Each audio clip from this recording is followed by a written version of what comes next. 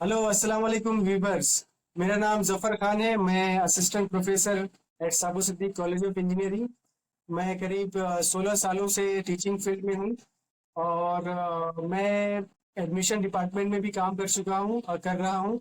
मैंने कई स्टूडेंट से बात किया है करियर गाइडेंस के बारे में, एडमिशन के रिलेटेड के बारे में। तो उन्हें बहुत सारी डिफिकल्टी रहती है कि करियर कैसे चूज किया जाए, कौन सा फील्ड अभी बेहतर है, कौन सा फील्ड अभी बूमिंग है। तो मैंने देखा है कि बहुत सारे स्टूडेंट इसमें बहुत सारी डिफिकल्टी फेस करते हैं। उन्हें परसेंटेज ज़्यादा भी आ गए फिर भी उन्हें करियर अच्छा नहीं मिलता, अच्छी फील्ड नहीं मिलती। तो मुझे लगा कि इन सब के बारे में स्टूडेंट को गाइडेंस की बहुत बहुत ज़रूरत है। तो आज हमारे साथ एक हमारे फ्रेंड एहसान सर मौजूद हैं जो कि career guidance and global career counsellor हैं। और उन्होंने इस फील्ड में करीब 16 सालों से इस फील्ड में पूरे ऑल ओवर द महाराष्ट्र उन्होंने सैकड़ों सेमिनार के साथ लोगों को गाइडेंस किया हुआ है। तो वेलकम टू अवर पॉडकास्ट एहसान sir. Thank you, sir. Jazakallah khair for inviting me इस प्रोग्राम हाँ में। एहसान सर, मैंने आपके बहुत सारे कुछ सेमिनार अटेंड किया। उसमें मैंने देखा कि बहुत सारे स्टूडेंट आपसे बहुत सारा गाइडेंस लिए, उन्होंने अच्छी करियर चूज किया। तो मुझे लगा कि मैं अपने पॉडकास्ट में आपको बुलाऊं। तो मेरा पहला आपसे सवाल है कि आप अपने बारे में कुछ ऑडियंस को बताइए। जी, अस्सलाम वालेकुम रहमतुल्लाहि व बरकातहू and thank you very much for giving me an opportunity to introduce myself. मेरा नाम एहसान सैयद है और मैं एक career counsellor and motivational speaker हूँ। मैंने बीई किया है इलेक्ट्रॉनिक्स एंड टेलीकम्युनिकेशन में। उसके बाद में अब्दुल रज़ाक कालसगर पॉलिटेक्निक पनवेल में तकरीबन 10-11 सालों तक एज अ लेक्चरर काम किया है। उसी दौरान मुझे एक शौक आया कि करियर गाइडेंस और स्कॉलरशिप में बच्चों को बहुत तकलीफें होती है, जरूरत पड़ती है गाइडेंस की। तो मैंने वहीं से करियर गाइडेंस और स्कॉलरशिप गाइडेंस करना शुरू किया। और उसके बाद फिर मुझे ऐसा एहसास हुआ कि इस फील्ड में फुल टाइम करियर बनाना चाहिए। तो फिर मैंने 2019 में अपना खुद का career guidance and motivational seminars का अपना एक खुद का एक फर्म स्टार्ट करने के बारे में सोचा। चंद दिनों में लॉकडाउन लगने की वजह से मैं उसे कंटिन्यू न कर पाया। फिर मुझे फिर से जॉब में जाना पड़ा और फिर मैंने मेस्को में एज एग्जीक्यूटिव ऑफिसर करके जॉब ज्वाइन किया। और वहां पर एनजीओ के ताल्लुक से बहुत सारे काम सीखे भी और करे भी अल्हम्दुलिल्लाह। और उसके बाद फिर मुझे फिर से बेचैनी हुई क्योंकि एक इंसान का पैशन जो होता है तो वो उसको फॉलो करना उसको इंटरनल सेटिस्फेक्शन प्रोवाइड करता है। फिर again I have left my job और अभी मैं यंग अचीवर्स करियर गाइडेंस करके एक कंपनी स्टार्ट किया हूँ जिसमें teachers training, personality development, career guidance, motivation और पेरेंटिंग की वर्कशॉप्स खासतौर पे मैं ऑर्गेनाइज करता हूँ अलग अलग पार्ट्स में। अभी तक 400 से ज्यादा मैं प्रोग्राम अल्हम्दुलिल्लाह कर चुका हूँ महाराष्ट्र के 22-23 जिलों के अंदर, इंडिया के 3-4 स्टेट्स में और अब्रॉड में भी बहुत सारे अलग जगहों पे मैं ऑनलाइन सेशंस और करियर काउंसलिंग और एप्टीट्यूड के सेशंस ले चुका हूँ, जैसे दुबई, ये आप बोलेंगे Saudi Arabia, Qatar, Kuwait, even Sweden also अल्हम्दुलिल्लाह। तो यहाँ तक कि मेरा जो सफर रहा अल्हम्दुलिल्लाह बड़ा इंटरेस्टिंग रहा है। जज़ाकल्लाह खैर। ओके ओके, तो आपका मतलब अपने अब्रॉड भी करियर गाइडेंस के सेमिनार वर्कशॉप लिए हुए हैं। जी जी, मैं अभी भी ले रहा हूँ अल्हम्दुलिल्लाह। डायरेक्ट मेरा वहां जाना तो अभी तक नहीं हुआ और वहां जाके सेशन करना तो नहीं हुआ, लेकिन मेरे बहुत सारे क्लाइंट हैं जो अब्रॉड से मेरी सर्विसेज लेते हैं। अपने बच्चों की इंडिविजुअल करियर की गाइडेंस हो, एप्टीट्यूड टेस्टिंग हो, पेरेंटल एडवाइसेस हो, तो मैं उनके जूम या गूगल मीट के जरिए सेशंस कंडक्ट करता हूँ और प्रोफेशनली कंडक्ट करता हूँ अल्हम्दुलिल्लाह। तो अभी तक तकरीबन ये जो स्टेट मैंने आपको कंट्रीज गिनाया, Qatar, Kuwait, UAE, Saudi Arabia, even Sweden also, तो यहाँ पर जो इंडियंस रहते हैं अल्हम्दुलिल्लाह उनको भी मैं गाइड कर चुका हूँ। चूंकि मेरा सर्टिफिकेशन ग्लोबल करियर काउंसलिंग में है, मैंने यूनिवर्सिटी ऑफ कैलिफोर्निया से ग्लोबल करियर काउंसलिंग में ग्रीन बेल्ट सर्टिफिकेशन किया है। यूनिवर्सिटी सिंगापुर से ग्रीन बेल्ट सर्टिफिकेशन किया है ग्लोबल करियर काउंसलिंग में। तो अब्रॉड के एजुकेशन के ताल्लुक से भी मेरा थोड़ा एक्सपर्टाइज होने की वजह से मैं उन्हें गाइड कर पाता हूँ अलग अलग कंट्रीज के अंदर कौन कौन से करियर के ऑप्शंस अवेलेबल है, कैसे सिलेक्शन क्राइटेरिया होगा, वीजा प्रोसेस क्या होगा, एसओपीज कैसे लिखा जाता है, वगैरह वगैरह। साथ ही साथ में नीट के लिए मेरी एक अलग से कंपनी है, आधार एडमिशन सेंटर, जिसके में मैं नीट की एडमिशन काउंसलिंग, नीट के एडमिशन यहाँ महाराष्ट्र में, अदर स्टेट्स में, अब्रॉड में, रशिया वगैरह, बांग्लादेश के अंदर, इसके लिए भी हम लोग कंसल्टेंसी प्रोवाइड करते हैं। तो इसकी वजह से बहुत सारे लोग बाहर से भी हमसे जुड़ते हैं और हमारी सर्विसेज लेने की कोशिश करते हैं। अच्छा, आप आपने तो इंडस्ट्री में भी काम किया, फिर टीचिंग में आ गए। मैं ये पूछना चाहता हूँ कि आपको करियर गाइडेंस फील्ड में आने की इंस्पिरेशन कहाँ से मिली? कोई एक करियर कोई शख्स, गाइडेंस कोई में आने पर्सनालिटी? की इंस्पिरेशन मुझे मिली, वो पहले तो मुझे जब मैं तकरीबन 15-16 साल का था, 10th स्टैंडर्ड में पढ़ता था। तो बचपन का जो इंसान का सपना होता है ना, वो कहीं ना कहीं अल्लाह ताला उसको सुन लेता है और उसके ऊपर आपको रास्ते फराहम करता है। जब मैं 10th स्टैंडर्ड में था तो हमारे इलाके में, हमारे तालुके में, क्योंकि मेरा ताल्लुक जो है वो जलगांव के एक छोटे से गांव से है, जो कि तालुका भी नहीं है। तो वहां पर करियर गाइडेंस का प्रोग्राम मैंने अपनी जिंदगी में कभी नहीं देखा। जब मैं 10th स्टैंडर्ड में आया, तो वहां पर एक मशहूर करियर काउंसलर है मुंबई के, वो आए हमारे तालुके के शहर में। और वहां पर उनका प्रोग्राम था, और हर स्कूल से, गांव के स्कूल से 5-5 बच्चे को वहां इनवाइट किया गया, क्योंकि हॉल की कैपेसिटी कम थी। तो हम लोग तो ऑलरेडी अच्छे घर के थे, अच्छे पढ़ने वाले थे, और करियर के ताल्लुक से बहुत ज्यादा कुछ जानते भी थे। तो मुझे एक बात का अफसोस ये हुआ कि कैसे करियर गाइडेंस का इतना भुगतान है। करियर गाइडेंस के लिए सिर्फ 5 बच्चों को सिलेक्ट किया जा रहा है, ऑलरेडी उनको आता है। और बहुत सारे बच्चे जिनको असल में जरूरत है, वो करियर गाइडेंस से महरूम है। तो अगर अल्लाह ने मुझे जिंदगी में डॉक्टर बनाया, इंजीनियर बनाया, साइंटिस्ट बनाया, जो बनाया, मैं बच्चों को गाइडेंस करने के बारे में सोचूंगा और गाइडेंस करूंगा इंशाल्लाह। ये मेरा पहले से एक सपना था। उसके बाद मुझे आईडीबी की स्कॉलरशिप मिली, इस्लामिक डेवलपमेंट बैंक जनता की। उस वक्त मुझसे एक ऐसे लिखने के लिए कहा गया था कि आप अपनी डिग्री होने के बाद क्या करेंगे कम्युनिटी सर्विसेज के अंदर। तो उस वक्त मैंने एक ऐसे लिखा था, और उसमें मैंने ये लिखा था जो मेरे दिल में था, कि मैं चाहे डॉक्टर बन जाऊं, इंजीनियर बन जाऊं या साइंटिस्ट बन जाऊं, मैं अपनी जिंदगी में अपनी कौम के बच्चों की सही रहनुमाई करूंगा, करियर गाइडेंस करूंगा, उनको इंस्पिरेशन देने की कोशिश करूंगा, सही रास्ता दिखाने की कोशिश करूंगा। उसके बाद मेरी डिग्री होगी, और डिग्री होने के बाद में अल्लाह ने टीचिंग में ही मुझे जॉब दिलवाई, और जॉब दिलवाने के बाद बच्चों से मेरा राब्ता होने शुरू हो गया, वहां गाइडेंस करना शुरू किया। फिर इस कॉलेज के जरिए स्कूलों में जा जाके करना शुरू किया। और इसी जंग में अल्लाह ताला ने फिर रियल में मुझे फुल टाइम करियर काउंसलर आज के दौर में बना दिया। तो ये मेरा जो इंस्पिरेशन का मैं आपको बताऊं, जरूरत इजाद की माँ है। जैसे आपको जरूरत पड़ती है, आप हालात देखते हैं, उसके हिसाब से आप सपने बनाते हैं। अच्छा, गाइडेंस तो की तो बच्चों की जरूरत, बच्चों को भी जरूरत रहती है, सबको जरूरत रहती है। तो मेरा आज इस पॉडकास्ट में आपसे पहला सवाल है कि आज के स्टूडेंट सबसे ज्यादा करियर सिलेक्शन में क्या मिस्टेक करते हैं? करियर सिलेक्शन में जो मैं ऑब्जर्व किया हूँ अपने इस 15-16 सालों के करियर में, क्योंकि मैं बच्चों से बहुत ज्यादा कनेक्टेड हूँ, अलग अलग जगह में बच्चों की साइकोलॉजी भी जानता हूँ, डेमोग्राफिक जो चेंजेस आ रहे हैं अलग अलग जगह के हिसाब से वो भी जानता हूँ। तो मैं ये ऑब्जर्व कर रहा हूँ कि हमारे यहाँ पर एक साइड से, हमारी साइड से भी और बच्चों की साइड से भी, जो सबसे बड़ी गलती हो रही है, वो ये हो रही है कि हमारे जैसे करियर काउंसलर भी, जब भी करियर गाइडेंस की बात आती है, तो हम करियर फेयर के ताल्लुक से हमारा परसेप्शन होता है कि अलग अलग स्टॉल्स होंगे, या फिर हम, मैं कहीं पर भी जाऊंगा तो करियर की अपॉर्चुनिटीज की पहुंचार कर दूंगा।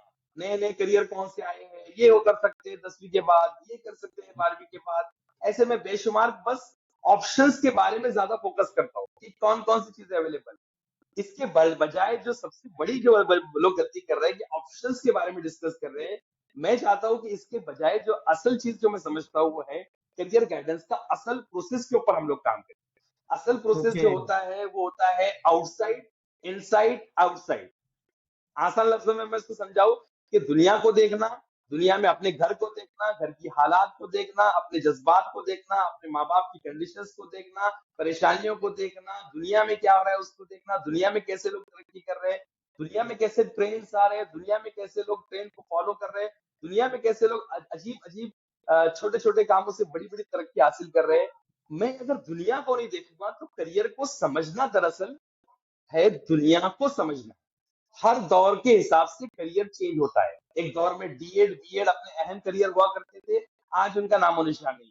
एक दौर में नहीं। घुड़सवारी बढ़िया बड़ा बढ़िया करियर हुआ करता था, तैराकी बढ़िया करियर हुआ कर सकता हो सकता था, तलवारबाजी अच्छा होता था, आज वो चेंज हो चुकी है। तो दुनिया को नहीं। असल में समझना, ये सबसे बड़ी गलती बच्चे कर रहे हैं। उसके बाद में इनसाइड आता है अपने आप को बेहतर तरीके से समझना, अपने एप्टीट्यूड को समझना, अपनी पर्सनैलिटी को समझना। और उसके बाद में आता है आउटसाइड, फिर उसके हिसाब से करियर को इंटरकनेक्ट करना ऑप्शंस के साथ। हमारा सिर्फ लास्ट पड़ाव के ऊपर काम हो रहा है, इन दो पड़ाव के ऊपर डिस्कशन नहीं हो रहा है, क्योंकि इसके लिए रिक्वायरमेंट होती है कि जो करियर काउंसलर हो वो जज्बाती भी हो, वो इमोशनली कनेक्ट करने वाला भी हो, वो इमोशनली कनेक्ट करने वाला भी हो, वो इंटरनल पर्सनैलिटी के ऊपर काम करने वाला भी हो, और अपने साथ साथ बच्चों को जोड़ने वाला हो, उसमें चिंगारी पैदा करने वाला हो। अगर ये चीज बेशक। परफेक्टली मैच होती है, तो फिर ऑप्शन सिलेक्ट करना इतना बड़ा ऑप्शन नहीं हो जाता है, इतना बड़ा काम नहीं हो जाता। तो मैं ये समझता हूँ कि इन दो पहलुओं पे, आउटसाइड इनसाइड पे काम ना करके, बच्चे सिर्फ लास्ट वाला जो आउटसाइड है ऑप्शन, उसके ऊपर ज्यादा काम कर रहे हैं, और ये सबसे बड़ी गलती हो रही है। पूरा प्रोसेस को अच्छी तरीके से अपनाएंगे तो इंशाल्लाह बेहतरीन नतीजा है। बिल्कुल बिल्कुल। अच्छा एहसान सर, मैं भी एडमिशन में हूँ, जैसे कि मैंने बताया, तो मैं स्टूडेंट से इंटरेक्शन करता हूँ। तो स्टूडेंट बहुत सारे फील्ड उनके पास रहते हैं कि मैं इसमें चला जाऊँ, इसमें चला जाऊँ, इसमें चला जाऊँ। मेरा सवाल है कि स्टूडेंट कैसे आइडेंटिफाई करें कि उनके लिए कौन सा करियर सबसे बेस्ट है। ये तो बहुत अहम सवाल है। आपको जो आप जो महसूस किए और ऑब्जर्व किए, कौन सी फील्ड में जाऊँ, ये डिपेंड करता है सबसे पहले कि मैं अपना इंटरेस्ट डिफाइन करूँ। अपने इंटरेस्ट को मुझे अगर डिफाइन नहीं हो पा रहा है, तो मैं उसको सर्च करूँ। यहाँ पर मसला ये हो रहा है कि अगर मैं बच्चे से पूछूं कि आपके बारे में चंद जुमले कहिए, तो बच्चे चंद जुमले नहीं बोल पाते। अगर मैं किसी बच्चे से कहूँ कि भाई आप अपने इंटरेस्ट के बारे में कहिए, तो वो इंटरेस्ट के बारे में नहीं बोल पाते।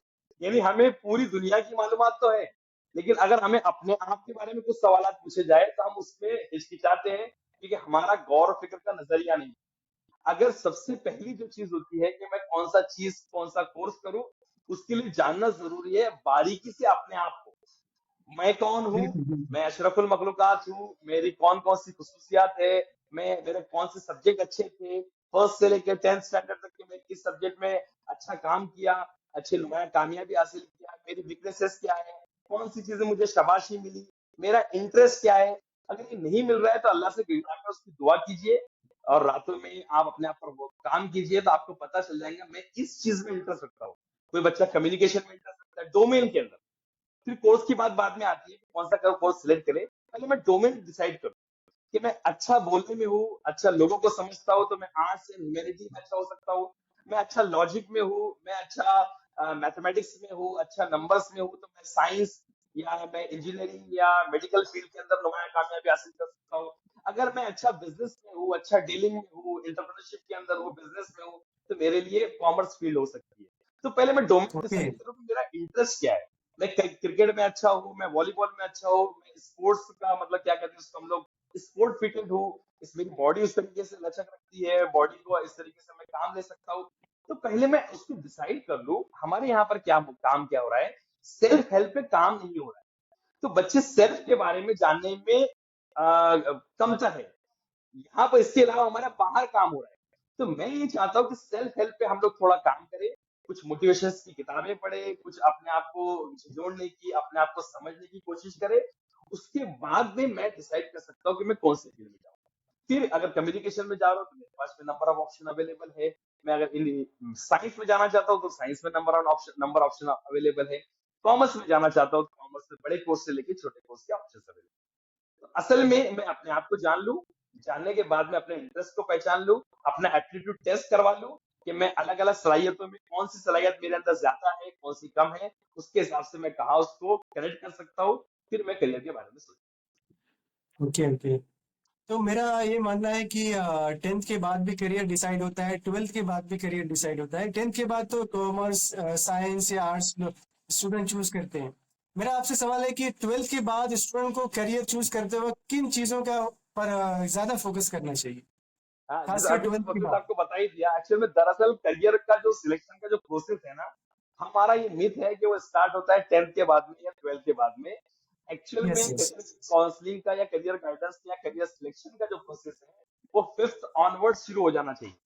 5th ऑनवर्ड ओके, शुरू हो जाने 5th से मेरी ऑन। मुराद ये है कि बच्चों को बेशुमार अलग अलग फील्ड जो है वो पता हो जानी चाहिए। अलग अलग सेमिनार्स के जरिए, अलग अलग विजिट करा के जरिए उसको डॉक्टर, इंजीनियर, साइंटिस्ट, जो वो अलग अलग फील्ड है, उसे वो पता हो जानी चाहिए। अगर वो पता हो जाती है, तो उसका फायदा ये होता है कि उसको अपना इंटरेस्ट डेवलप करने के लिए टाइम मिलता है। फिर अपने इंटरेस्ट पे काम करता है। फिर इंटरेस्ट के अलावा और 2 साल में वो अपना एप्टीट्यूड बनाता है। उसके हिसाब से जो मार्क्स का रिक्वायरमेंट होता है, फाउंडेशन का रिक्वायरमेंट होता है, जैसे आईआईटी, जेई वगैरह के लिए आपका साइंस मैथ स्ट्रांग होना चाहिए, उसको वो वक्त मिलता है। फिर बाद में वो सिलेक्शन करता है। तो 12वीं के बाद ओके। में अगर आपको सिलेक्ट करना है करियर, तो मैं ये कहूंगा कि आपका ऑलरेडी आपका डिसाइड हो चुका है, आपका फाउंडेशन डिसाइड हो चुका है, आपके मार्क्स डिसाइड हो चुके हैं, आपने जो एप्टीट्यूड टेस्ट या एंट्रेंस टेस्ट की जो तैयारी किया है वो डिसाइड हो चुका है, तो आपके पास में उसके हिसाब से वक्त मिलता है। सपोज आप इंजीनियरिंग की तैयारी कर रहे हैं तो जीईटी के मार्क्स आपके किस लेवल के हैं, तो गवर्नमेंट कॉलेज मिलने वाला है या प्राइवेट कॉलेज मिलने वाला है या मिलने वाला है। आप नीट की तैयारी कर रहे हैं तो नीट की तैयारी में नीट के स्कोर आपका कितना है उसके बेस के ऊपर आपका एडमिशन हो सकता है। या आपने नीट भी नहीं दिया है, जेई भी नहीं दिया है, सीईटी भी नहीं दिया है, आपको non engineering non medical career जाना है, तो पैरामेडिकल कोर्सेज हो सकते हैं, बीएससी हो सकता है, हाँ होम साइंस हो सकता है, जर्नलिज्म हो सकता है, आर्ट्स के कोर्सेज हो सकते हैं, कॉमर्स के कोर्सेज हो सकते हैं। बच्चे अपने इंटरेस्ट के हिसाब से या अपने मार्क्स के हिसाब से अपने इंट्रेंस टेस्ट में अपनी रिजल्ट के हिसाब से चूज कर। हाँ, जैसे आपने कहा कि मुझे एक क्वेश्चन याद आ रहा है, एक बच्चे की कहानी याद आ रही मुझे कि पेरेंट्स आया उसको मिलने के लिए, कि ये मुझसे मिलने के लिए स्टूडेंट के साथ, कि वो करेगा इंजीनियरिंग। पेरेंट्स का इंटरेस्ट था कि वो मेरा बेटा इंजीनियरिंग करे, लेकिन बच्चे का इंटरेस्ट था कि वो कुछ पैरामेडिकल कोर्सेज करे। जैसे आपने कहा कि डीएमएलटी पैरामेडिकल कोर्सेज भी हैं एज ए करियर ऑप्शंस।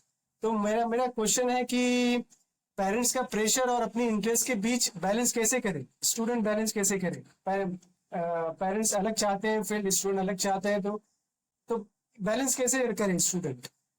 आप क्या आपके क्वेश्चन को और थोड़ा रिवाइज करेंगे? मैं अपनी ब्लूटूथ को करंट वापस किया। अच्छा अच्छा, मेरा मेरा कहना है कि मुझसे एक पेरेंट्स मिलने आए थे अपने बच्चे के साथ। उनका कहना था कि बेटा इंजीनियरिंग करेगा, लेकिन कुछ काउंसलिंग के बाद पता चला कि बेटे को कुछ पैरामेडिकल कोर्सेज करना। जैसे आपने कहा कि पैरामेडिकल कोर्सेज भी एक ऑप्शन है। तो मेरा ये एक क्वेश्चन था आपसे कि पेरेंट्स का जो प्रेशर रहता है और स्टूडेंट का एक चॉइस रहती है, तो उसके बीच में बैलेंस कैसे करें? क्या तो पेरेंट्स की बात बैलेंस मानते करने हैं के या लिए मैं स्टूडेंट? ये बता रहा हूँ कि ये बहुत ही सीरियस डिस्कशन। ये सीरियस ओके। डिस्कशन ऐसा है कि इसमें सिर्फ और सिर्फ मैं कहूंगा कि सिर्फ पेरेंट्स की अपनी मनमानी चलेगी ऐसा नहीं है। इसमें ये डुअल प्रोसेस है और म्यूचुअल डिस्कशन का मैटर है।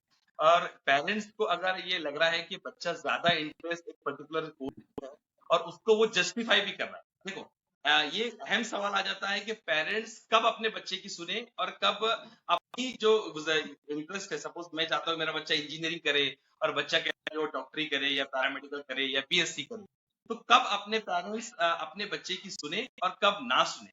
तो उसकी वजह मैं आपको बताता हूँ कि अगर आपका बच्चा एक इंटरेस्ट जाहिर कर रहा है और उसके ताल्लुक से कुछ जस्टिफिकेशन भी दे रहा है, ओके। जस्टिफिकेशन दे रहा है मतलब कुछ सबूत दे रहा है। अगर आपका बच्चा ये कह रहा है कि मैं पैरामेडिकल करना चाहता हूँ, इंजीनियरिंग नहीं करना चाहता हूँ, तो इंजीनियरिंग ना करने की उसकी वजूहत कौन सी है और पैरामेडिकल करने की वजूहत कौन कौन सी है।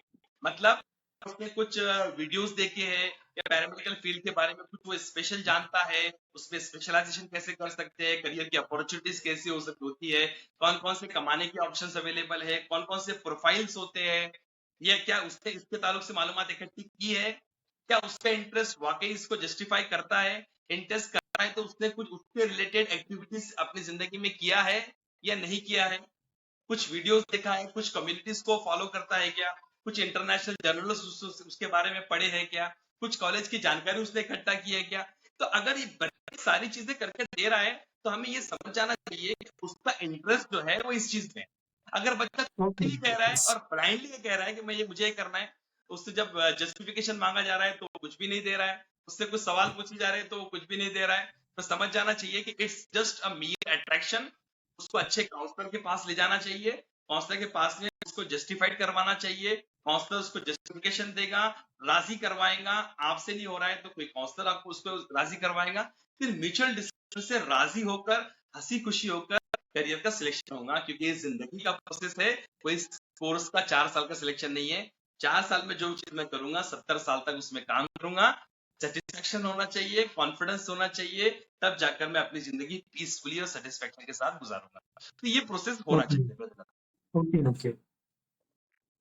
तो ऐसा सर, मेरा नेक्स्ट आपसे क्वेश्चन है कि स्टूडेंट ने करियर चूज कर लिया, और तो उसको कौन सी स्किल पे ज्यादा फोकस करना चाहिए? कि आज के टाइम पे रिक्रूटर कैंडिडेट में सबसे ज्यादा क्या देखते हैं? मेरा सवाल है आपसे कि रिक्रूटर है जो कंपनीज आती हैं, वो एक कैंडिडेट में सबसे ज्यादा क्या देखते हैं? देखिए, सबसे ज्यादा रिक्रूटमेंट जो आज के दौर में देखते हैं वो इस दौर की रिलेवेंट स्किल को देखते हैं। बच्चे के अंदर सबसे पहले तो इंटरेक्ट करने के लिए कम्युनिकेशन उसका अच्छा होना चाहिए। आप उसका कम्युनिकेशन दूसरे लफ्जों में समझ लीजिए कि सिर्फ इंग्लिश कम्युनिकेशन नहीं, अगर वो हिंदी भी कम्युनिकेट कर रहा है तो कॉन्फिडेंस के साथ में कर रहा है, इंग्लिश भी कर रहा है तो इंग्लिश भी कॉन्फिडेंस के साथ में कर रहा है, झिझक नहीं है उसके अंदर, प्रॉब्लम सॉल्विंग स्किल है। और आज के दौर की जो रेलेवेंट स्किल्स है जैसे कि एक्सेल आना, आपका लिंक्डइन के ऊपर अच्छा प्रोफाइल होना, वो दुनिया के बारे में कितना जानता है, एआई का जानना, बेसिक कंप्यूटर स्किल्स का जानना, ग्राफिक डिजाइन का जानना, ये सब स्किल्स जो है आज के दौर के अंदर ये ज्यादा इम्पोर्टेंस रखती है। सॉफ्ट स्किल के साथ साथ जैसे प्रॉब्लम सॉल्विंग स्किल, कॉन्फिडेंस हुआ आपका, आपका बिहेवियर, आपका एटीट्यूड, आपका बैठने का तरीका, आपका उठने का तरीका, ये जो स्किल सेट्स होते हैं आपके सॉफ्ट स्किल के, इसके साथ साथ चंद हार्ड स्किल्स, जैसे हार्ड स्किल्स में डिमांड होती है अभी मैक्सिमम इंडस्ट्रीज के अंदर काम होता है एक्सेल के ऊपर। हमारे यहाँ पर ग्रेजुएट बच्चों को पूछा जाए कि आपको एक्सेल आता है क्या, वो बोलते हैं एक्सेल नहीं आता है। एडवांस एक्सेल आपको आता है क्या, वो जानना जरूरी है। आप ऑटोमेशन कितना कर लेते हैं, आपको एआई कितना आता है, एआई के टूल्स का इस्तेमाल करना कितना आता है, अलग अलग एआई को आप कैसे रियल लाइफ के साथ में कनेक्ट करते हैं, ये सब आना आज के दौर में बहुत मैंडेटरी हो चुका है। उसके साथ साथ आप सोशल मीडिया पे कितने स्ट्रांग हैं, सोशल मीडिया मैनेजमेंट आपका कैसा है, दुनिया के ट्रेंड्स के बारे में आप कितना जानते हैं, जनरल नॉलेज आपके पास में कितना है, वो एप्टीट्यूड आपका कितना स्ट्रांग है, प्रॉब्लम को आप किस तरीके से सॉल्व कर रहे हैं, एनालिटिकल स्किल्स आपकी कितनी है, लॉजिकल स्किल्स आपकी कितनी है, ये सारी चीजें रिक्रूटर्स देखता है apart from the basic domain knowledge. जो बेसिक डोमेन नॉलेज है उसके साथ साथ ये स्किल एक बंदे के अंदर आना जरूरी है, वो जनरली देखी जा रही है। क्योंकि जैसे आपने एआई के बारे में डिस्कस किया, बोला, कहा, उसके इम्पोर्टेंस बताए, तो एआई और ऑटोमेशन की वजह से फ्यूचर में कौन से करियर डिमांड में रहेंगे? या साइंस के करियर में भी एआई यूज होता है क्या, आर्ट्स में भी होता है क्या, या कॉमर्स में भी होता है क्या? हमारे व्यूवर्स को जरा बताएं इसके बारे में, एआई और देखो ये तो ऑटोमेशन के बड़ा बारे में। बेसिक सवाल है और बड़ा ही मतलब गंभीर सवाल है कि लोग ये सोच रहे हैं कि एआई हमारी जॉब रिप्लेस कर देगा, एआई की वजह से बहुत सारी जॉब चली जाएंगी। तो मैं आपको एक सिंपल सा सवाल पूछूं कि इससे पहले घुड़सवारी चलाने करने वाले लोग थे, बैलगाड़ी वाले लोग थे, क्या मोटरसाइकिल आने से और कार आने से उनकी जॉब गई? नहीं गई। बहुत सारे अकाउंटेंट्स वही खाते पे अकाउंट्स लिखते थे, टैली आने की वजह से या कंप्यूटर आने की वजह से क्या उनकी जॉब गई या नहीं? देखो बेसिक क्या होता है, काम करने का तरीका चेंज होता है, काम चेंज नहीं होता है। तो काम की जरूरत होने वाली है क्योंकि आने वाले दौर के अंदर क्या होगा, बहुत ज्यादा मल्टीटास्किंग होने वाली है। एक आदमी को बहुत सारे काम करने पड़ेंगे, बहुत जल्दी काम करने पड़ेंगे, स्पीड बढ़ जाएगी बहुत सारी। आज हम लोग और आप लोग एक दूसरे से कनेक्टेड है वाया दिस टूल, ये वीडियो कॉन्फ्रेंसिंग के टूल के साथ हम दोनों कनेक्टेड है। कुछ जमाने पहले ये मैसर नहीं था, हमको ट्रैवलिंग करनी पड़ती नहीं थी, था। टाइम जाता था। टाइम को क्या किया गया, कंप्रेस किया गया, ऐसे टूल्स डाले गए कि मुझे मुंबई जाने की जरूरत नहीं है, आपको मेरे घर आने की जरूरत नहीं है। सिमिलरली सिमिलरली इस दौर के अंदर जो एआई आया है, एआई ने क्या किया है कि जो रिपीटेटिव टास्क है उसको कम करने की कोशिश किया है। जो रिपीटेटिव ओके। टास्क होंगे उसको आप ऑटोमेट कर सकते हैं। व्हाट्सएप कॉल आपको आ रहे हैं, आपको उठाने में तकलीफ हो रही है, व्हाट्सएप की मैसेजेस आपको आ रहे हैं, रिप्लाई करने में तकलीफ हो रही है, तो आप उसको ऑटोमेट कर सकते हैं। एचआर के जो ऑटोमेशन वाले काम होते हैं जो बार बार रिपीटेटिव होते हैं उसको आप कर सकते हैं। आपके एडमिनिस्ट्रेटिव वर्क जो रिपीटेटिव होते हैं वो कर सकते हैं। कस्टमर केयर के जो काम होते हैं रिपीटेटिव, वही सवाल पूछे जाते हैं, तो उसके जरिए आप उसको ऑटोमेट करके रोबोट के जरिए या क्लोन की वॉइस के जरिए उसको ऑटोमेट कर सकते हैं। तो जो रिपीटेटिव टास्क है वो रिप्लेस होंगे, लेकिन जहां जहां पर ह्यूमन इंटरवेंशन का इस्तेमाल होता है, जहां ह्यूमन लगता है, इंसान की जरूरत लगती है, वहां पर इंसान की जरूरत लगेगी। फॉर एग्जाम्पल एक कस्टमर केयर पे मैं रोबोट से बात कर रहा हूँ तो उसकी डिफिकल्टी फेस हो रही है, तो लास्ट में किसी एक कस्टमर से मेरा रियल में किसी कस्टमर केयर वाले से मेरा कनेक्शन करवा देगा, क्योंकि उसमें ओके। जज्बात नहीं ओके। होंगे, उसमें रियल प्रॉब्लम को सॉल्व करने का वो नहीं होगा, एबिलिटीज नहीं होंगी, तो मुझे जरूरत पड़ेगी। तो जॉब अलग अलग जगह पे कम होते जाएंगे, लेकिन जो लोग इन एआई को चलाना जानते हैं, इन एआई को मेंटेन करना जानते हैं, इन एआई एआई के साथ में अपनी स्किल्स को बढ़ाकर, अपनी प्रोडक्टिविटी को बढ़ाकर काम करना जानते हैं, तो उनकी जॉब नहीं जाएंगी। जो प्लेन रहेंगे, जिनको एआई के ताल्लुक से कुछ भी नहीं पता है, एआई का इस्तेमाल भी नहीं करेंगे अपनी प्रोडक्टिविटी बढ़ाने के लिए, वैसे लोगों को दिक्कतें आएंगी। और वो जॉब जिसमें फिजिकल इंटरवेंशन इन्वॉल्व है, जैसे कि प्लम्बर हुआ, ड्राइवर हुआ, आपका मिस्त्री हुआ, अब ये तो एआई नहीं कर सकता है, तो ये तो महफूज ही रहेंगे। लेकिन जहां जहां पर रिप्लेसमेंट हो सकता है वहां पर रिप्लेसमेंट होगा, लेकिन होने वाले भी जो है अपने आप को स्किल सीखकर, जनरेटिव एआई सीखकर, एआई का सही इस्तेमाल सीखकर अपने आप को स्किलफुल इस दौर में दिखा सकते हैं और उनकी जॉब बरकरार रहेगी। सही बात है। एआई तो सबको सीखना चाहिए, चाहे वो कॉमर्स बैकग्राउंड से है या एक जनरल आदमी को भी एआई सीखना चाहिए, और यूज कर रहा है। चैट जीपीटी तो सभी यूज कर रहे हैं। तो मेरा नेक्स्ट सवाल है एहसान सर की, दो जॉब से, एक तो गवर्नमेंट जॉब से, एक तो प्राइवेट जॉब से, तो स्टूडेंट किसको ज्यादा प्रीफर करे, गवर्नमेंट जॉब को प्रीफर करे कि प्राइवेट जॉब्स को? ये तो टेंडेंसी के ऊपर डिपेंड करता है और आपके प्रीवियस माइंडसेट के ऊपर डिपेंड करता है कि आप किस दौर में और किस हालात में जिए हैं और आपके रोल मॉडल्स कौन कौन से होंगे। सपोज आपके रोल मॉडल्स आपने बचपन में या आपके माशरे में ऐसे देखे हैं जो गवर्नमेंट जॉब्स के अंदर पाकर अपनी जिंदगी आराम से गुजार रहे हैं, कुछ प्रॉब्लम का सोल्यूशन कर रहे हैं, किसी की हेल्प कर रहे हैं, या बहुत ज्यादा पैसा कमा, तो उस हिसाब से आपका परसेप्शन बन जाता है कि मैं गवर्नमेंट जॉब करूं। लेकिन आपने अगर असल वर्ल्ड देखा है, दुनिया को रियल में इवेल्युएट किया हुआ है, जैसे आपने, अगर आप फ्रिक्वेंटली न्यूज देखते हैं तो आपको पता है कि भाई स्टार्टअप किस तरीके से ग्रो कर रहा है। एक बच्चा 13 साल की उम्र के अंदर स्टार्टअप खड़ा कर रहा है, पेपर सेल पार्सल नाम का, डिलीवर करने का, बम्बई के अंदर, और 100 करोड़ का बिजनेस जनरेट कर रहा है। कोई भावेश नाम का बच्चा दुकान का ऐप बना रहा है और 500 करोड़ की इंडस्ट्री खड़ी कर ले रहा है। अगर आप जानते हैं कि यस। ओयो रूम्स वाला 17 साल की उम्र में ओयो रूम्स का फाउंडेशन कर रहा है और 27 साल की उम्र तक 30,000 करोड़ की कंपनी खड़ी कर दे रहा है। आप इलॉन मस्क को जानते हैं जो स्पेस में लोगों को घर बना कर दे रहा है, लोगों के दिमाग में चिप लगाने की कोशिश कर रहा है, रॉकेट बनाने की कोशिश कर रहा है, रॉकेट से लोगों को उड़ा दे रहा है। तो ड्राइवरलेस कार बना रहा है, स्पेस सिटी बना रहा है, अपनी इकोनॉमी, अपने वर्थ को दुनिया में अभी तक इतना अमीर आदमी नहीं हुआ, $700 बिलियन तक पहुंचा दे रहा है। तो अगर आपको इस तरीके से फवाइद पता होंगे तो आप कंपेयर कर सकेंगे कि भाई गवर्नमेंट जॉब बेहतर है या प्राइवेट जॉब बेहतर है। अब होता क्या है कि बच्चे जिनको देखते हैं उसके हिसाब से अपना एम या अपना ऑब्जेक्टिव डिसाइड करते हैं। तो मैंने अगर अपनी जिंदगी में करियर में गवर्नमेंट जॉब वालों को आसानियां में देखा है तो मैं गवर्नमेंट जॉब में जाने की कोशिश करूंगा। अगर मैंने अपनी जिंदगी में स्टार्टअप वालों को देखा है कि स्टार्टअप में इतना मल्टीपल ग्रोथ होता है, अपनी सलाहियतों को बढ़ाने का मौका मिलता है, अपनी कम टाइम में बहुत ज्यादा कमाने के अवसर अवेलेबल होते हैं, तो मैं स्टार्टअप के बारे में सोचूंगा। तो जनरली मेरा अगर आप पर्सनल ओपिनियन पूछेंगे तो मैं प्रेफर करता हूँ कि हमने हमारी सलाहियतों को बढ़ाने के बारे में सोचना चाहिए, और इस दौर में जितना सलाहियतों पे काम करेंगे उतना हम लोगों की प्रॉब्लम को समझेंगे और प्रॉब्लम को समझ के उसको सॉल्व करने की कोशिश करेंगे, और सॉल्व करके प्रोटोटाइप तैयार करेंगे, और प्रोटोटाइप तैयार करके अपना प्रोडक्ट मार्केट में लॉन्च करेंगे, और वो लोगों की प्रॉब्लम सॉल्व करने का जरिया बनेगा। जब प्रॉब्लम सॉल्व होगी तो बिजनेस जनरेट होगा, बिजनेस जनरेट होगा तो ग्रोथ भी मल्टीपल टाइम्स होगी। आप ओला की एग्जांपल ले लीजिए, बम्बई में आप भी रहते हैं, मैं भी रहता हूँ। टैक्सी वाला आपके कॉलेज से बाइक स्टेशन आने के लिए मना करता है, लेकिन आप ओला बुक करते हैं तो ओला वाला आ जाता है, उबेर वाला आ जाता है। प्रॉब्लम सॉल्व की किसी इंजीनियर ने इस तरीके से, अब वो कमा रहा है, हम बोल रहे हैं कि उसकी इकोनॉमी 10,000 करोड़ की होगी, 15,000 करोड़ की होगी। क्यों? प्रॉब्लम सॉल्व करेंगे तो आपको उसका नतीजा भी मिलेगा, पैसे के फॉर्म में भी मिलेगा, इज्जत के फॉर्म में भी मिलेगा, दुआ के फॉर्म में भी मिलेगा। तो पर्सनली अगर मेरा ओपिनियन आप देखेंगे कि गवर्नमेंट जॉब बेहतर है या स्टार्टअप बेहतर है, तो गवर्नमेंट जॉब उनके लिए जो सिस्टम में रह के प्रॉब्लम को सॉल्व करना चाहते हैं, उनके लिए पैसा इतना मैटर नहीं करता है।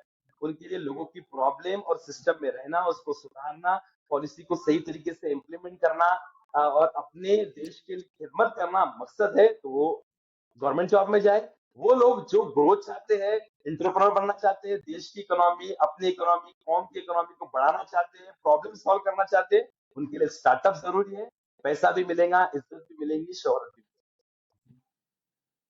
मतलब आपके बोलने से मुझे तो लग रहा है कि आप ज्यादा फेवर में स्टार्टअप के बारे में, बिजनेस के बारे में, है ना? मिलेगी। जी। मेरा ऐसा कम मानना है कि फेवर आप मुझे में। चंद गवर्नमेंट सर्वेंट के नाम बता दीजिए जो ग्लोबली फेमस हुए हैं और जिनको लोग जानते हैं, लेकिन मैं आपको हजारों ऐसे स्टार्टअप वाले या एंटरप्रेन्योर के नाम बता सकता हूँ जिन्होंने जिंदगी दुनिया के अंदर खासा चेंजेस लाया है।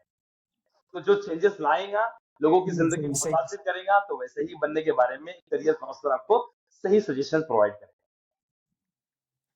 अच्छा, एक क्वेश्चन था वही स्टार्टअप और बिजनेस के बारे में आपने, तो मेरे जहन में क्वेश्चन आया कि एक फ्रीलांसिंग है, कि तो क्या ये एक स्टेबल जॉब है या इससे कुछ स्टार्टअप वगैरह शुरुआत कर सकते हैं? तो फ्रीलांसिंग क्या स्टेबल जॉब है इस दौर में? बिल्कुल फ्रीलांसिंग। फ्रीलांसिंग स्टेबल जॉब है। अगर देखो देखो क्या होता है कि हमें दुनिया के बारे में पता नहीं होता है। करियर काउंसलर जनरली क्या करता है पता है आपको? मैं आपको बताता हूँ मेरा रोल या किसी भी करियर काउंसलर का रोल। करियर काउंसलर आपको दुनिया का नक्शा दिखाने की कोशिश करता है, यस दुनिया जी, का बिल्कुल सही बिल्कुल। रूप दिखाने की कोशिश करता है, और आपको भी रियलाइज करवाता है कि आप में कौन सी क्वालिटीज है, आप अपने आप को कितना इन्हांस कर सकते हैं, कितना बढ़ा सकते हैं, कितना अपने आप को अपग्रेड कर सकते हैं, और कितना अच्छा अचीव कर सकते हैं। ये दिखाता है आपको करियर काउंसलर। तो करियर काउंसलर का मकसद दरअसल ये होता है कि आप दुनिया को एक्सप्लोर करें, दुनिया को एक्सप्लोर करें, मल्टीपल अपॉर्चुनिटीज को एक्सप्लोर करें, अपने आप को एक्सप्लोर करें, और अपने आप को उसके हिसाब से फिट करें। तो ऑब्वियसली फ्रीलांसिंग जो है वो आज के दौर का इमर्जिंग ट्रेंड है। फ्रीलांसिंग का मतलब ये होता है, मैं आपके ऑडियंस को बता दूं कि फ्रीलांसिंग का मतलब ये होता है कि एक बंदा जो है कहीं पर जॉब नहीं कर रहा है, कहीं पर 8 to 5 की ड्यूटी नहीं कर रहा है, लेकिन वो काम कर रहा है। कुछ ऐसे प्लेटफॉर्म्स होते हैं, कुछ वेबसाइट्स होती है जहां पर काम देने वाले अपने आप को रजिस्टर करते हैं, और काम लेने वाले अपने आप को रजिस्टर करते हैं। काम देने वाले अपना काम बताते हैं, अपना पैसा बताते हैं, काम लेने वाले अपना काम बताते, पैसा बताते हैं, और काम बताते हैं, और स्किल्स बताते हैं, पोर्टफोलियो बताते हैं। उनके आपस में कांटेक्ट होता है। सपोज मुझे वेबसाइट बनानी है तो मैं 100 रुपए उसके लिए दूंगा, तो मेरे जो स्किल वाला बंदा होगा, जो काम करने वाला होगा, वो कहेगा 100 में नहीं परवड़ता है, आप 200 रुपए दीजिए, डीलिंग होती है, मैं काम करके उसको प्रोवाइड करता हूँ विदाउट एनी कमिटमेंट के मैं आपके यहाँ जॉब करूंगा या नहीं करूंगा। काम से मतलब रहता है। इसको कहते हैं फ्रीलांसिंग की दुनिया, या दूसरे वर्ड में इसको कहा जाता है गिग इकोनॉमी। यानी गिग का मतलब होता है स्किल और प्रॉब्लम को सॉल्व करना, प्रॉब्लम या हुनर। तो जो जो स्किल्स होंगी, graphic designing, app development, web development, accounting, finance, English सिखाना वगैरह वगैरह, ये नंबर ऑफ स्किल होते हैं। इस दौर में जो स्किल लग रहे हैं उनको मैं दर्शाऊं। जो ज्यादा बेहतर स्किल्स होंगी उसका ज्यादा डिमांड होगा। जैसे कि एआई हुआ, जनरेटिव एआई हुआ, rag rag AI, generative AI हुआ, इस तरीके से एआई ऑटोमेशन हुआ, एनएटएन हुआ, जैपियर हुआ। ये आज के दौर में रिलेवेंट स्किल्स है, दुनिया को इसकी रिक्वायरमेंट है, तो आपको पैसा मिलता है। और मैं आपको बता दूं, इंडिया की इकोनॉमी में 21 billion dollar, 21 billion US dollar की इकोनॉमी में ऐड होता है फ्रीलांसर के जरिए। ओके। जो फ्रीलांसिंग करे, 21 बिलियन डॉलर जो होता है हर साल रेवेन्यू जनरेट होता है इंडिया में। दुनिया के फ्रीलांसिंग का हिस्सा 21 बिलियन इंडिया में आता है। तो सोचिए कितनी बड़ी इंडस्ट्री है। ऑब्वियसली बड़ी इंडस्ट्री है, तो ये चलते रहेंगी, क्योंकि कल के दौर में क्या होगा, मैं मुझे पेरोल मैनेज नहीं करना है, मुझे एम्प्लॉय को मैनेज नहीं करना है, मुझे एचआर मैनेज नहीं करना है। मुझे क्या करना है, मुझे मेरे काम से काम मतलब है, मेरा काम निकल जाए, खत्म। बिल्कुल इसीलिए बिल्कुल फ्रीलांसिंग की सही। फील्ड स्टेबल मार्केट में और ज्यादा होंगी। अभी तो लोगों को पता भी नहीं है, इसलिए मुझे एक्सप्लेन करना पड़ा कि फ्रीलांसिंग क्या है, आपके व्यूवर्स को बताना पड़ा कि फ्रीलांसिंग होती क्या है। तो जब आप फ्रीलांसिंग लोगों को पता चल जाएंगी, तो मेरे और आपके जैसे लोग भी फ्रीलांसिंग करेंगे। समझ रहे हैं आप? बिल्कुल बिल्कुल तो ये सही स्टेबल है करियर आपने होगा। बिल्कुल सही और कहा। ऑब्वियसली इसके लिए आप फोकस करो अपनी स्किल के ऊपर, मल्टीपल स्किल्स को इम्बाइब करना शुरू करो, लर्न करना शुरू करो। वेब डेवलपमेंट, ऐप डेवलपमेंट जितने इस दौर में लग रहे हैं, आप यूट्यूब के जरिए या चंद एजुकेशनल वेबसाइट के जरिए इसको सीख सकते हैं। सीख लो, अपने आप को बना लो। जितना बनाएंगे अपने आप को, उतना इस दौर के अंदर रिलेवेंट साबित होंगे और आपकी इज्जत होगी। बिल्कुल सही कहा आपने कि ये फ्रीलांसिंग का भी दौर है। आज के इंटरनेट के दुनिया में तो अब पूरा ग्लोबल विलेज हो गया पूरा दुनिया। मेरा एक जहन में सवाल आ रहा था कि स्मॉल टाउन विलेज जो देहातों में रहते हैं जो स्टूडेंट, वो कैसे सक्सेसफुल बने? क्या आपके के माइंड में उनके लिए प्रोस्पेक्ट की क्या कुछ रोड मैप है उनके लिए कि वो सक्सेसफुल कैसे बने? इसका सिटी में जो जवाब तो रहते मैंने हैं अभी उनको बहुत सारी अभी दे चुका हूँ। इसका जवाब मैंने अभी दिया दिया हो आपको, कि आपने इसको तस्दीक भी की है कि आजकल ग्लोबल विलेज बन चुका है। आपका पूरा दुनिया जो है एक देहात बन चुका है, एक ही बन चुका है, एक ही शहर बन चुका है। आप अपनी स्किल्स को इंटरचेंज कर सकते हैं, प्रॉब्लम सॉल्व कर सकते हैं, काम कर सकते हैं। तो मेरी देहात में रहने वाले बच्चों से ये जो मेरी एडवाइस रहेगी कि वो सबसे पहले अपने इंटरनेट का और गूगल का, यूट्यूब का, चैट जीपीटी का इस्तेमाल करना बेहतर तरीके से सीख ले। दुनिया में क्या हो रहा है ये टाइप करें उसके ऊपर, instead of scrolling the reel या आपके शॉर्ट्स। आप उसके बजाय पर्टिकुलर चीज टाइप करें कि मैं पैसा कैसे कमा सकता हूँ, कैसे दुनिया के अंदर पैसा कमाया जा रहा है, कौन सी स्किल का डिमांड चल रहा है, वो कौन सी 10 स्किल है जिसका डिमांड इंटरनेशनल लेवल पे चल रहा है। फ्रीलांसिंग में अपने आप को कैसे बनाया जाए, डिजिटल मार्केटिंग में अपने आप को कैसे बनाया जाए, सोशल मीडिया में कैसे बनाया जाए, ये आईटी के अंदर अपने आप को घर से काम सीखना है तो कैसे किया जाए, घर से बैठे बैठे काम कैसे सीखे जाए, कौन कौन सी वेबसाइट से, ये सब आपको कीवर्ड्स डाल के ऐसे वीडियोस देखने पड़ेंगे। आप देखते नहीं है, आप ये समझ रहे 25 साल पहले एहसान और जफर ने जैसा तरक्की किया था वैसा हम भी करेंगे। नो, जमाना चेंज हो चुका है। आप अपने आप को आपको इस्तेमाल करना पड़ेगा इन टेक्नोलॉजीज का। इन टेक्नोलॉजी में यही वीडियोस आपको मिलेंगे, उससे आप अपने आप को बनाएंगे और डेफिनेटली घर से बैठे बैठे रिलेवेंट स्किल को सीख लेंगे और कमाएंगे। मैं आपको एक शॉर्ट लफ्ज में बता दूं, बगैर स्किल के आप कुछ भी नहीं। लोग मेरे बिल्कुल पास में आते बिल्कुल। हैं, बच्चे मेरे पास में आते हैं, इंजीनियरिंग वाले आते हैं, फार्मेसी वाले आते हैं, 12वीं वाले आते हैं, बीकॉम वाले भी आते हैं और सर जॉब दिलवा दीजिए। मैं बोला जॉब आपको नहीं मिलेगी जब तक कि आपके पास में डिजायर्ड स्किल जो वो कंपनी को लग रही है वो आपके पास में नहीं। पहले स्किल को सीखो, सीखने में वक्त लगाओ, तब जाके आप सीख सकते हैं। मैंने एआई अब 40 साल की उम्र में जनरेटिव एआई सीखा है, पाइथन सीखा है, वेबसाइट डेवलपमेंट सीखा है। आप भी सीख सकते हैं, which is not so difficult. आप कम उम्र के अंदर भी सीख सकते हैं, यूट्यूब के ऊपर, यूडेमी के ऊपर, एडेक्स वगैरह के ऊपर ऐसे हिंदी में उर्दू में प्रोग्राम्स अवेलेबल है, फ्री में भी अवेलेबल है। लेकिन हम सर्च करेंगे तो ही अपने आप को बनाएंगे ना। स्किल सीखो, अपने आप को ग्लोबल लेवल पे ले जाइए और घर से बैठे बैठे भी काम कर सकते बिल्कुल सही कहा आपने। अच्छा, ये एक एहसान सर की स्टूडेंट जब फेल होते हैं तो कई उनको मुश्किलों का सामना करना पड़ता है तो बहुत डिमोटिवेट हो जाते हैं।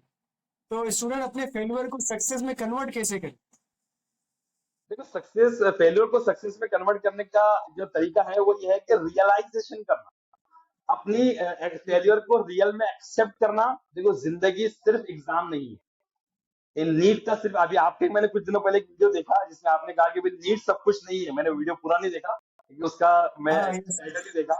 तो नीट कुछ में बहुत सारे स्टूडेंट ने बच्चे, सुसाइड कर लिया था। जी जी, कुछ बच्चों ने नीट का एग्जाम दिए, उसको वापस से नीट का एग्जाम देना। भाई ये एग्जाम है। एग्जाम आपके आपकी बिल्कुल काबिलियत को डिसाइड नहीं करता है, वो आपकी एकेडमिक एक्सीलेंस को डिसाइड करता है।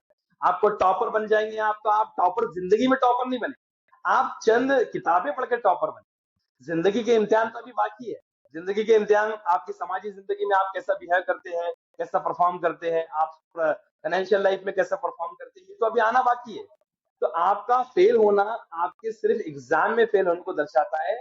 अगर बहुत सारे लोग अपने छोटे छोटे एग्जामों में फेल होकर आईएएस ऑफिसर बने हुए हैं, एंटरप्रेन्योर बने हुए हैं, राजनेता बने हुए बिल्कुल हैं, बिल्कुल। उन्होंने क्या किया है, अपनी फेलियर को एक्सेप्ट किया। हमारे यहाँ पर क्या होता है, एक्सेप्टेंस नहीं है। देखो, मैं अपना बता दूं, जब मैं टीचिंग में नहीं था, टीचिंग से पहले मैं हकलाता था मैं। मेरे लिए जब मैं टीचिंग में ज्वाइन किया तो मेरे लिए बड़ा मुश्किल काम था कि इस हकलाने के प्रोसेस को हटाना और टीचिंग के प्रोसेस में अपनी कम्युनिकेशन को फ्लुएंट बनाना। मेरे रिश्तेदार कहते थे कि भाई आप हकलाते हैं, आप टीचिंग कैसे करेंगे? तो भाई अपने आप को एहसास किया कि भाई ये वाकई प्रोसेस क्या है, तकलीफें कैसी हो रही है, परेशानियां कैसी हो रही है, इसके राज क्या है। ये अगर मुझे पता चल जाए तो पता चलने के बाद में मैं उसको ओवरकम करूंगा ना। अगर मैं इसको एक्सेप्ट नहीं करूं कि मैं परफेक्ट हूं, मैं मेरे को सब आता है, मेरे को इंग्लिश अच्छी है, मेरी ये अच्छी है, no, I have to accept that my English is weak, I have to accept that my Urdu is weak. तो ही मैं उसके ऊपर काम करूंगा जीरो लेवल से। तो आपका फेल होना तो आपको सही वक्त पर अपने आप को इम्प्रूव करने का एक बहुत बड़ा तरीकेकार है। आपको नीट रिपीट करने की बिल्कुल जरूरत बिल्कुल। पड़ रही है, आपको जेई रिपीट करने की जरूरत पड़ रही है, फर्क नहीं पड़ता है। आपकी जिंदगी का एक साल कम हुआ, लेकिन आपको फेल्योर बहुत कुछ सिखाता है। अगर उससे सीखने की कोशिश करेंगे तो हम सीखते नहीं है और उसको ओवरकम करने की कोशिश नहीं करते हैं। तो हम उसको फेलियर होने के बाद उसको सीखे, उसकी वजूहत को समझे, उसके ऊपर वर्कआउट करें और फिर बहुत सारे ऑप्शन अवेलेबल। हो सकता है कि मैं ज्यादा टॉपर नहीं, तो मेरे पास में कम मार्क्स वाले करियर भी अवेलेबल होते हैं, आईटीआई अवेलेबल होता है। मैंने आईटीआई वालों को 25-25 करोड़ का बिजनेस करते हुए देखा हुआ है। मैंने 10th वालों को भी बड़ा बड़ा बिजनेस करते हुए देखा है, छोटी मोटी स्किल लेकर अपना बिजनेस बढ़ाते हुए भी देखा हुआ है। तो ऐसे बहुत सारे ऑप्शंस अवेलेबल होते हैं। सिर्फ करियर में फेल होना आपका फाइनल डेस्टिनेशन नहीं है। उसको ओवरकम करके अपने आप को समझ लेना और उसके बाद में अपने आप को सही मोड़ पर लाना, सही करियर में लाना और फिर अपनी जिंदगी को आगे बढ़ाना, ये असल जिंदगी है। फेल्योर आते रहेंगे, तकलीफें आती रहेंगी, परेशानियां आती रहेंगी, डिमोटिवेशन आते रहेंगे। असल इंसान वो है जो इनसे लड़कर आगे बढ़े। यही तो योद्धा होता है। आपको योद्धा बनना है। बिल्कुल।